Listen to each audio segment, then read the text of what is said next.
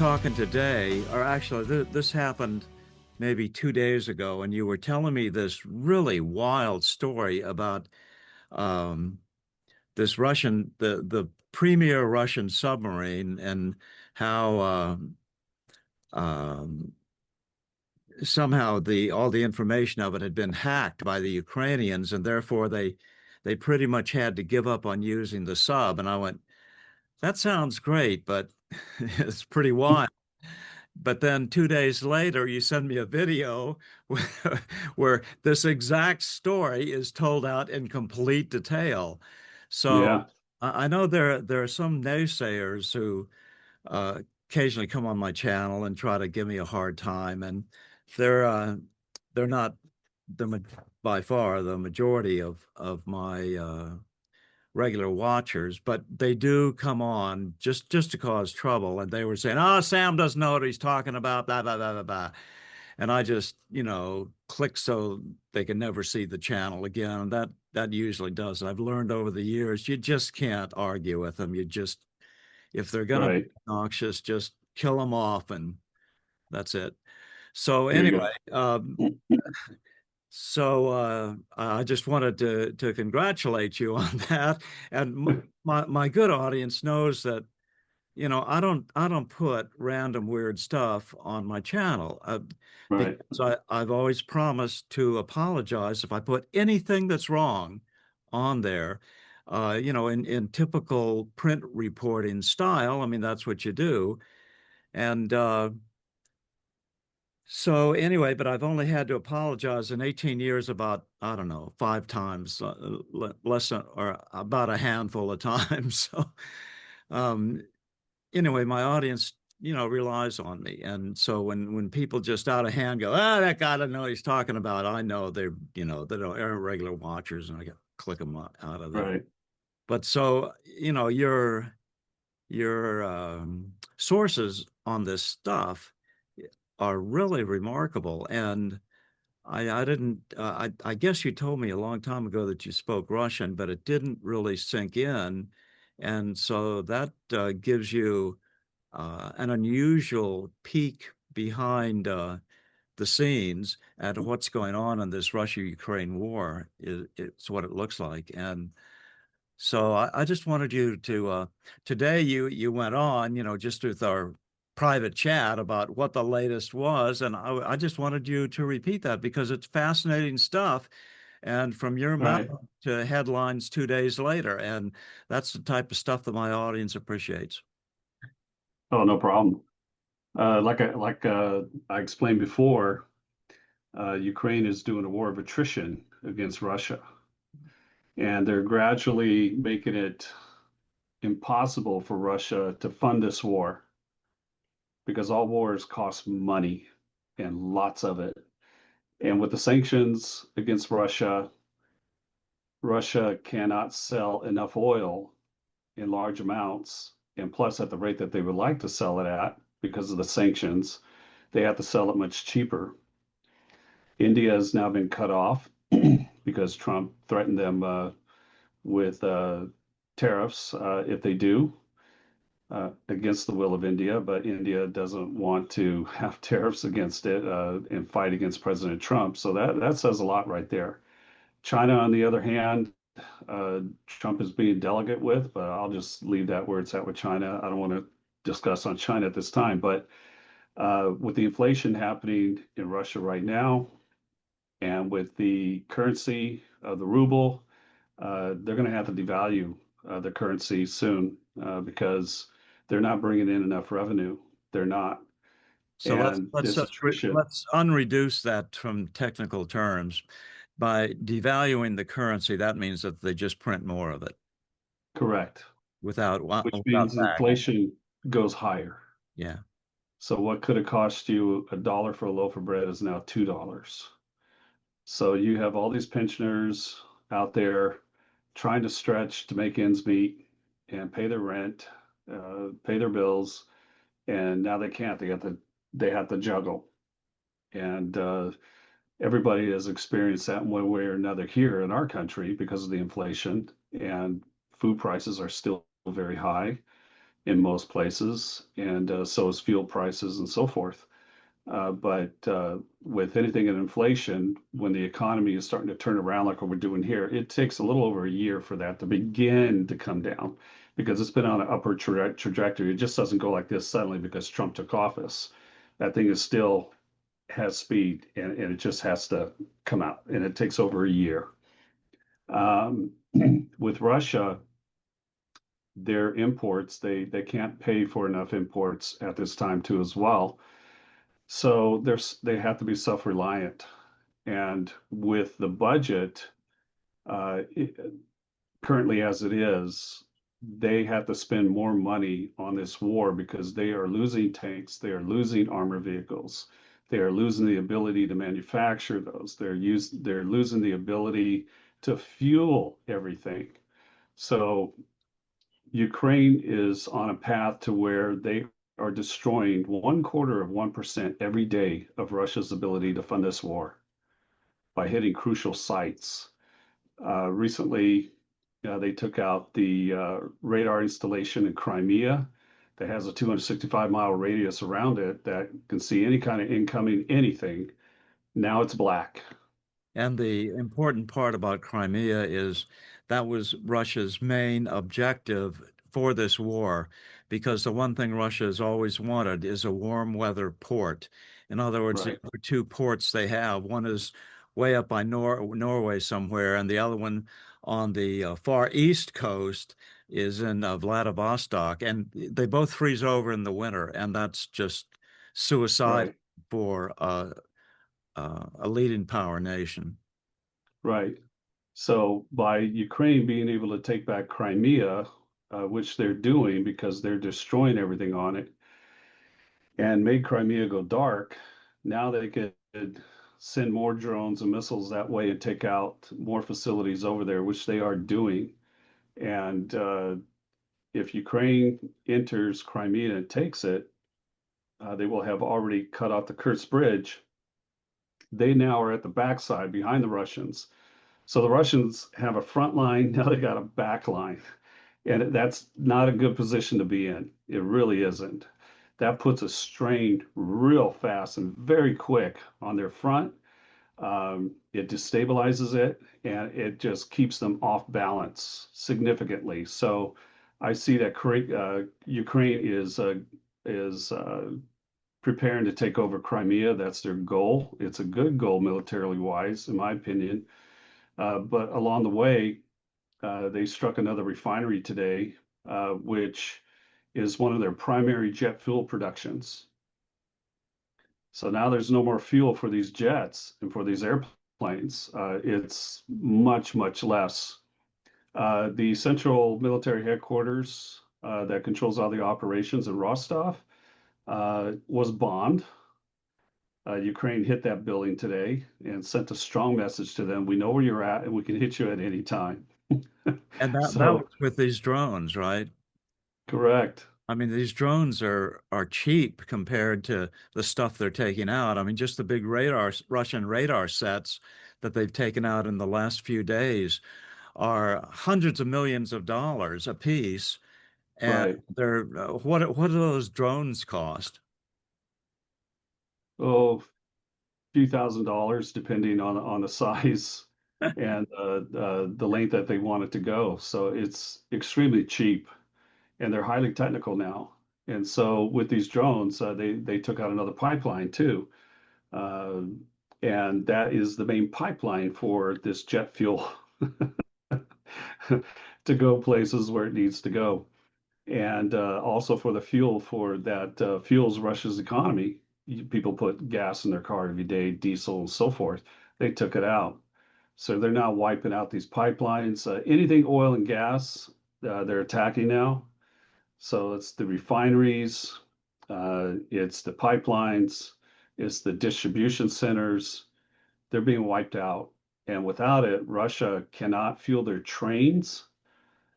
Ukraine has been attacking their tracks and has been attacking their trains, and these trains suck up a lot of diesel to transport. That's their number one transportation. So Ukraine has been targeting them and taking them out.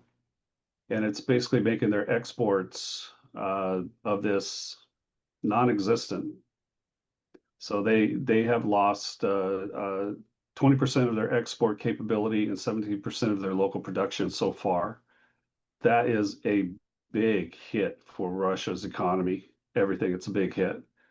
60% of Russia's oil is what fuels the war. They need that money from that to fuel their war. And if they're not able to sell anymore or sell less, that's going to hit their pocketbook big time. And they're not going to be able to protect their front line with it. They're not going to be able to fix their refineries. They don't have the parts necessary for it because why? Ukraine has taken out their manufacturing facilities that make these parts for it. Imports are banned from coming in. Russia can't get those parts from any other country. It's not allowed. So, with the attack on Rostov and the attacks in Moscow at these key places, this is putting the Russian citizens in terror. They're just like, oh my gosh, this is not good. And so now the Russian people realize that Ukraine has sent the message that we can now go anywhere in Russia, anywhere, and strike, and you can't stop us. So Ukraine is holding the ground on the front lines. Russia did a massive attack within the last 2 days, and Ukraine has kept them at bay. The areas that they did take, as I explained to you, these are areas that are open areas that the Ukraine doesn't mind them being in because it forces Russia to bring more equipment, more supplies to the front, which means they're wide open. And Ukraine Because has these every areas are section are are not forested areas. They're pretty much wide open areas. farmland. That's correct. And That's that's correct. it's the farm. So that the farmland is a big advantage that Ukraine has. It's the breadbasket of Central Europe, for example. So Yeah. they try to draw them into that farmland and let the Russians think, oh boy, we took some more acreage when the Ukrainians are going, oh, you're right where we want us to want you to be. Yeah. Yeah. And where it stands right now with the percentage of what Ukraine has caused attrition wise against Russia, uh, Russia is now slowed down significantly, and I believe within the next couple of weeks, they will be at a point of not being able to move forward, which means they're going to have to move more men, more supplies, more everything to these front lines, which will be obliterated by the Ukrainians. So they won't be able to hold their lines, and by that time, Crimea could be taken over, and now they're behind them, and now they can just go on the attack.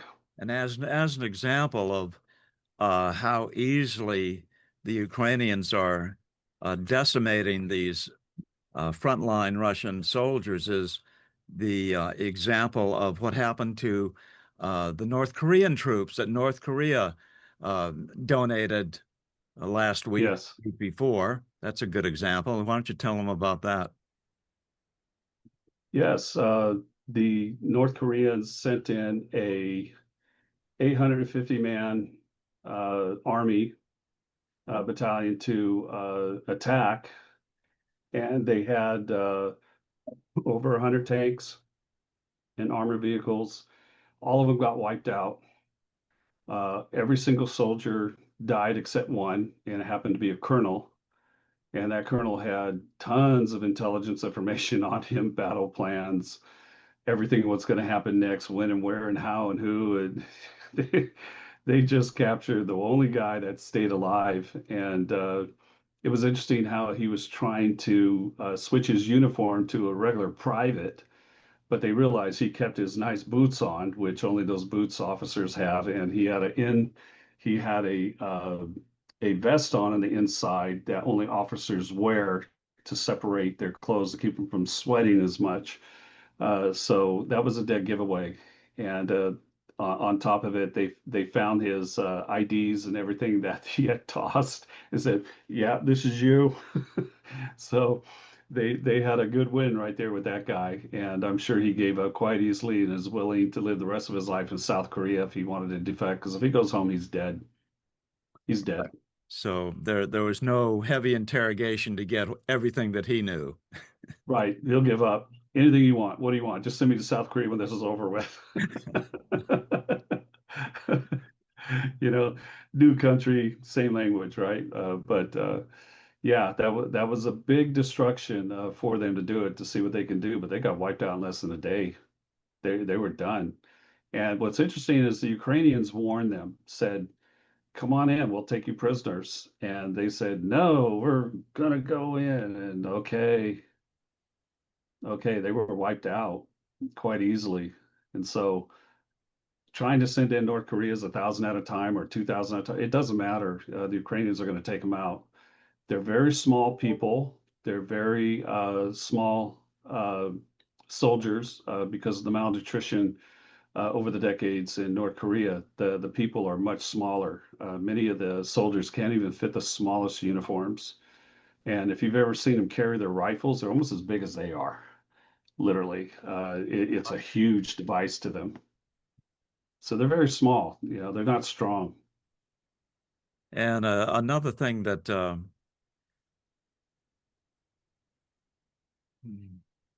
cats just entered.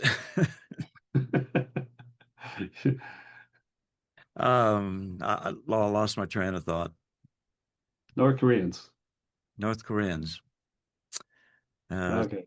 anyway, yeah, drones. Drones. One of the success metrics about these drones is they can fly very close to the ground. Below, Russia has moved in all these $1 million radar sets that can detect, Yeah, satellites going overhead at 1,000 miles, but they can't deal with drones that travel along at 50 or 100 feet. that's right. And they're pre-programmed. And also these smart bombs that they attach wings to, that they could launch these 2,000-pound bombs with wings and a, GPS guidance on it that can't be jammed. And they just know where they're going to land. So they drop them off very high at the point where they need to release it, and the planes turn around and go back. And these bombs are traveling for a couple hundred miles. They're just going, going, going. And when they know they have to get down to a certain level, they'll start dropping, and they'll gain that speed. And then that bomb drops and destroys a 2,000-pound bomb bill dropping on anything. If one of them dropped a mile away from my house here, my house would shake. It would shake. The whole house would just go like this, and probably broken glass and cracks and everything. The the just the propulsion of the energy alone from that on the outs does damages to property, a lot of damage.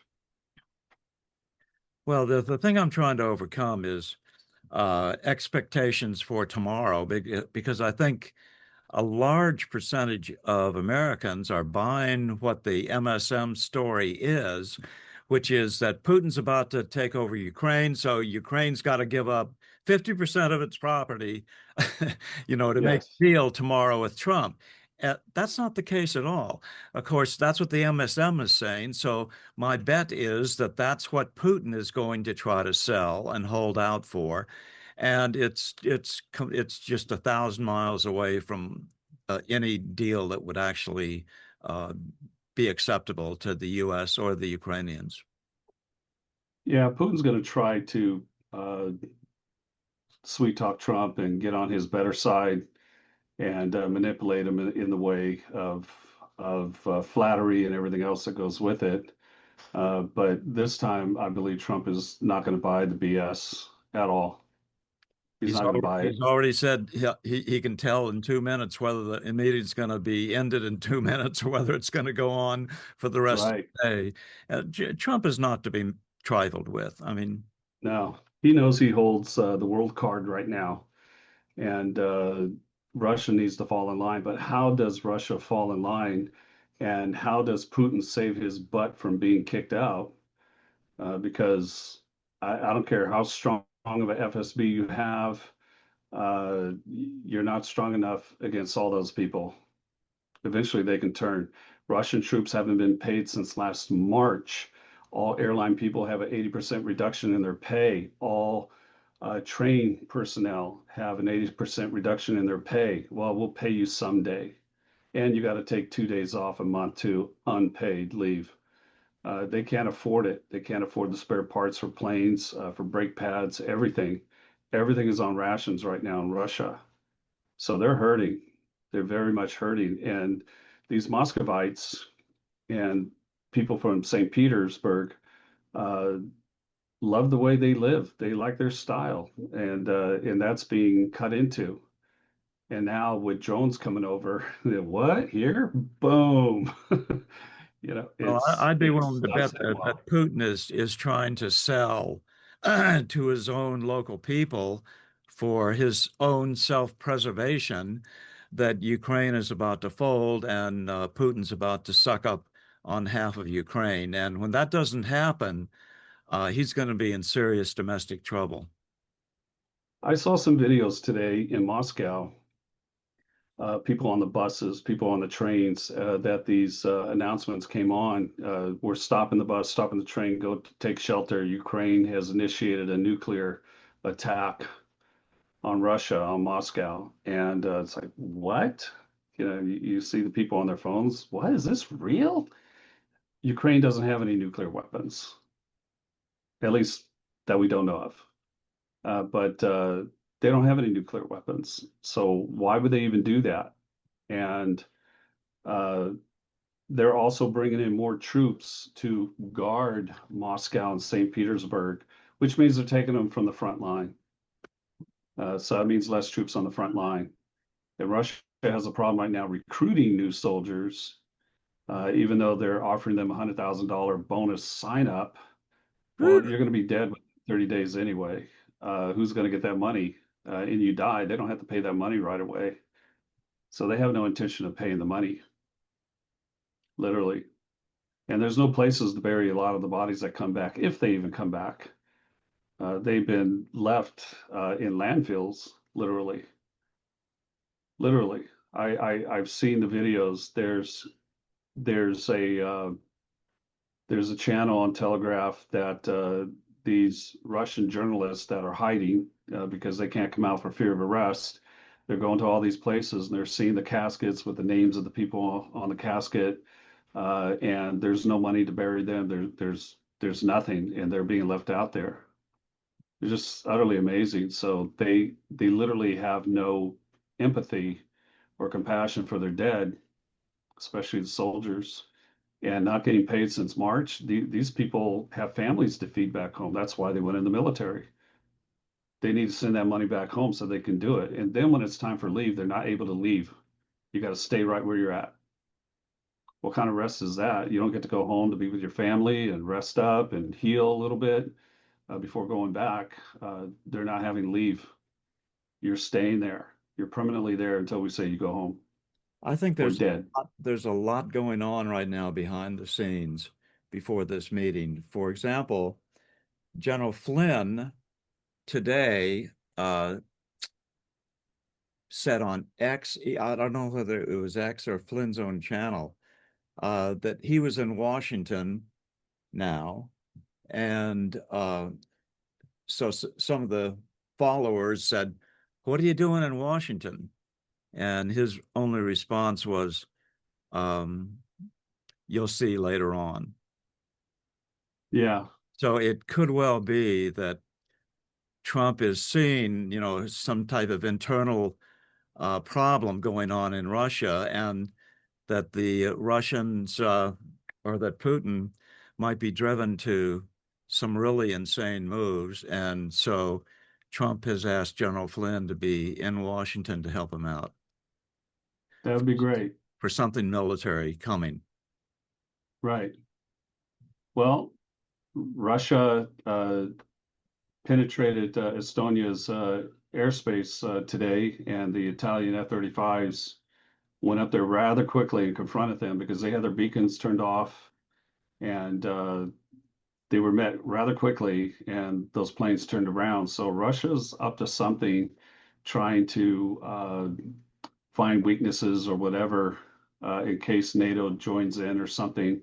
But Belarus, at this time, with the amount of Russians there for training exercises, is really not enough to be a concern at this time. But as it gets closer to September for the preparation for those exercises to begin.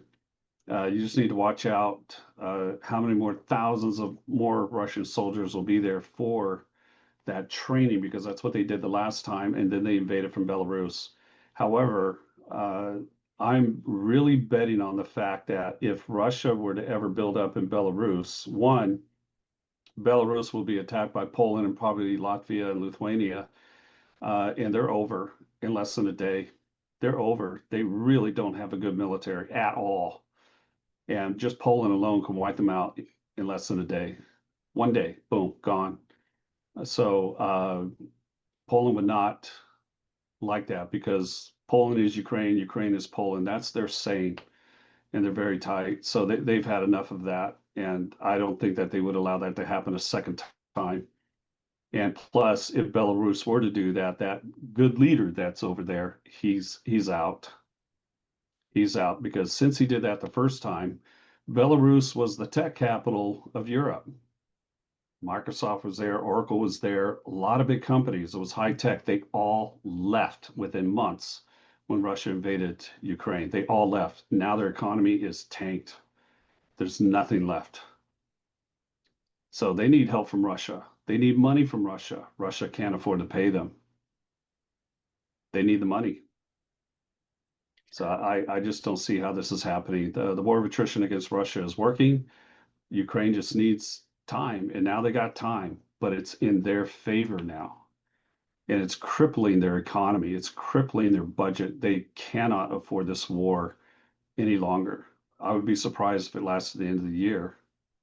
So Putin is really, his back is up against a wall. Very And much so. I, I think Trump's move with General Flynn is, just a common sense preparation move in case some terrible things happen. And I don't know what what Putin could possibly do, um, other than the unthinkable. Well, he made the move of making the FSB more powerful by taking over state industries. Just took them over. Now they all belong to Putin. He needs the money. And he's putting in prison all his oligarch and top level administrators that were running that. He's removing them. So we call that the purge. And with FSB running it, well, hey, it's a secret police intelligence force. They're in charge of the country now. That's kind of like Hitler's Gestapo taking over everything. Yeah, but How does didn't, that didn't work? Ukraine take out their closest headquarters, Yeah, the in Rostov, yes, westerly headquarters, correct. just within That's the their last full few days? operations. Yeah. They hit it today. So that sent a message loud and clear. We're going to get you. We can get you anytime we want. And that puts fear in Russian people too as well. Because when you got 5,000 video cameras, watch this thing go through and hit that building, that sends a message. Think of it like you're in downtown DC. All of a sudden, you see a drone coming across the Potomac and this and that, and doing a circle and coming around and hitting our Capitol. Bam! That would send a signal. That puts fear in people. We're hit. It really does. It puts fear in people, and they're just like, oh my gosh. So word gets out real quick what's happening. And the popularity of Putin right now is really going down. They've banned all mobile communication, internet in Crimea now, because they're tired of the uh, videos of all the explosions of their refineries and their radar installations, their airfields. They don't want that to get out there, but there's always a way around it. There's always a way around it.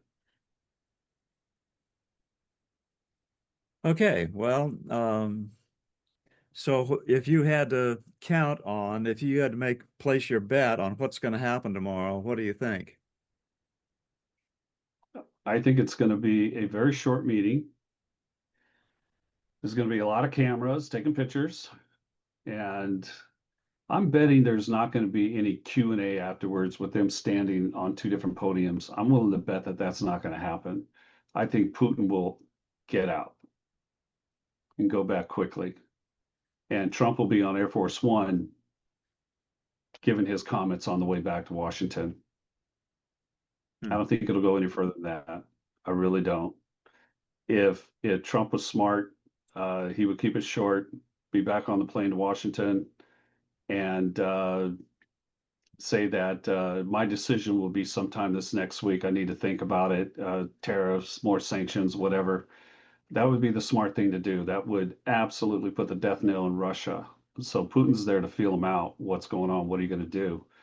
So if I were Trump, my thought would be, if he gets a glimpse of, I can do this and I would do this, what would his response be? What is he going to do? He's not going to attack us because we'll end Russia in a heartbeat. But uh, we just have to see what he's going to do. But if he wants to remain in power, he better not attack any other countries. He needs to get out of Ukraine, he needs to get out of Moldova, and needs to get out of Georgia. That's it.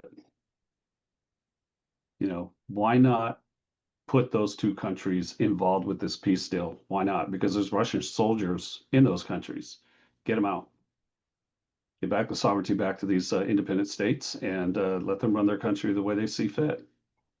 Yeah, I think Putin could sell that to his home population too, who are tired of having their sons and daughters disappear into the night. Yeah, And he could sell it, like, oh, my buddy Mr. Trump and I made a deal, and so yeah, we're gonna back off a little bit and gradually withdraw, when really he's gonna withdraw a lot faster than he's gonna claim. yeah, but Putin needs a ceasefire. If he can attempt and obtain a ceasefire, uh, that works in his favor. It does not work in Ukraine's favor at all. At all. So Trump needs to be careful of offering a ceasefire and demanding it for the sake of Ukraine, because Ukraine is winning the war right now. It has tipped. It doesn't look like they are, but they are. They're smart and they're doing it. They have the technology, they have the satellites, they have the assistance, they know where to attack, and how to repel an attack. And they're doing it smart. They're not doing it by the sheer numbers of Russia, just going out there and just constantly flood the field with it. They've run out. Now they're updating World War II tanks that have been stored since World War II. That's what they're doing. They can't make new tanks fast enough. They just can't. And one of their main facilities a couple months ago was destroyed too. That made certain parts for these tanks. They can't replace that. It's very difficult. And they don't have the money for these very, very expensive tanks that cost $15 million a piece. They just can't do it. They get destroyed and wiped out the moment they're in the front line. Boom, they're gone. Each and every one of them. Taken out by, So this isn't a war about tanks anymore. yeah, Yeah. Drones have changed the landscape of warfare forever, right. forever now, and it's only going to get better. So you only need tanks for certain areas, to monitor that you're in or whatever like that. You still got to be careful, but as far as the main battlefront, like Patton's army did, the Seventh Army, and going through uh, Europe and into Germany and so forth, no, those days are gone. Those days are gone. You don't need that many tanks anymore. We still do, but you don't need them for the battlefield like we used to. Okay, well, that's good unless there's something else you want to cover. I mean, we've kind of No, set the table for what's going to happen tomorrow. This is a very big deal. No matter it what the is. outcome, this is a very big deal that will go down in history. Everybody, yeah, everybody around the world is going to be watching that, is going to be watching it. The world is changing. Even in Canada right now, in Alberta, they're going to separate one way or another. Alberta, Canada is going to separate. So everything is changing. Everything is changing everywhere. People have had enough, and people eventually, including most Russians, really truly believe that that's Ukraine. It's not Russia. We need to get out.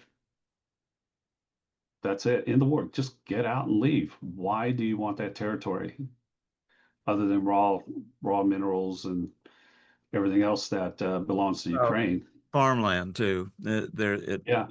feed their population. Well, it's in the perfect area for it. Lots of other areas of Russia have a lot of area, but due to the climate and so forth, that they don't have that capability like Ukraine does. Mm. That's why Ukraine was the breadbasket of the Soviet Union at that time. Right. But Ukraine does control that. And of course, again, they need that warm port for their ships and submarines to have in the Black Sea. But they've moved them out of there because they've been sunk and damaged. So there's like, we're going to move them on the other side of Crimea. So that's what they're doing. And even then, now they're going to be vulnerable. Now that they took out that main radar installation, Crimea is black. So we'll be seeing more reports by tomorrow morning or late tonight of Ukraine attacking Crimea because that's their goal. I've said this for the longest time. The best thing for them to do is take back Crimea. It's in a perfect location for them to attack, and they'll be right under the noses, right in the back of the Russian front line, and they're squeezed in. They will go running because there's no other way. You can't have a three-quarter attack coming down and maintain your front lines. You can't. It's one or the other. And Ukraine's going to go, pick one. And they'll take it out, and then one way or another, they'll either go in this way or they'll go in this way. Pick one. We'll leave it up to you. Either way, we know we're going to win. So they take over Crimea. The war's over. Russia will start losing the territory rather quickly, and they'll have to go back behind the lines, no doubt. They'll split it right up, right up. And that's my prognosis right there for the What's day. interesting is that China has completely stayed out of supporting Russia militarily, and that's a very good thing. We we Yes, we need to pull Russia away from any excuse me, bless you. from any closer ties to China, and then that'll put a significant dent in China's ability to take over Taiwan or whatever. Right. Yeah, because they need to focus on their hopes of taking Taiwan. Well, And they need to focus on their economy right now. I mean, they've got top Chinese entrepreneurs jumping out of buildings to kill themselves to avoid their family having to pay for all the money they just lost because of the crashing economy. So it's not a good thing in China. So this is Trump is taking over and doing his thing, and that's why we yeah, hired him.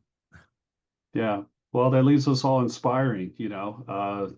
And tomorrow is either gonna, let me put it to you this way. Tomorrow is gonna be a landmark history day in the world history books. Right, It really is.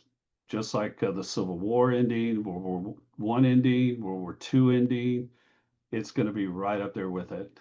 And we're at a time and place in the world right now with the currencies and with inflation and the DEI and everything, and all this stuff has to be reversed, put everybody back on track again. Everybody needs to get lock, stock, and barrel in line. What's fair for you should be fair for us, so forth like that. We shouldn't be fighting and all that kind of stuff. Stay in your territory, literally. Any undisputed territories, let's see if we can work it out. But in the meantime, no war. And we need to bring the world economy back to where it should be rather than an autocracy of oligarchs all over the world, right. no matter what country they're from.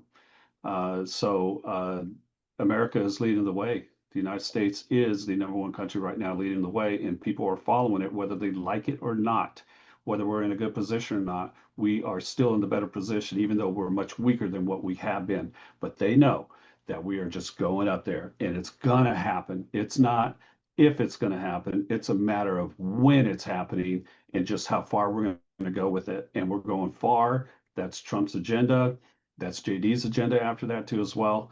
And it's just going to go and grow and go big. Either you're with us or you're not. And if you're not, you're going to suffer. That's it. Okay, And well, that's what it as needs. soon as the clouds begin to clear tomorrow, probably around dinner time on the East Coast, let's do this again, and we'll take Sure. stock, see what happens. Happy to do it. And make sure everybody like and subscribe and hit that like button on there. Hit Bill's like button. Let's get those YouTube algorithms moving. Shake the dust off them. All right, thanks, Sam. Thanks for You coming. got it, Bill. Take care, buddy.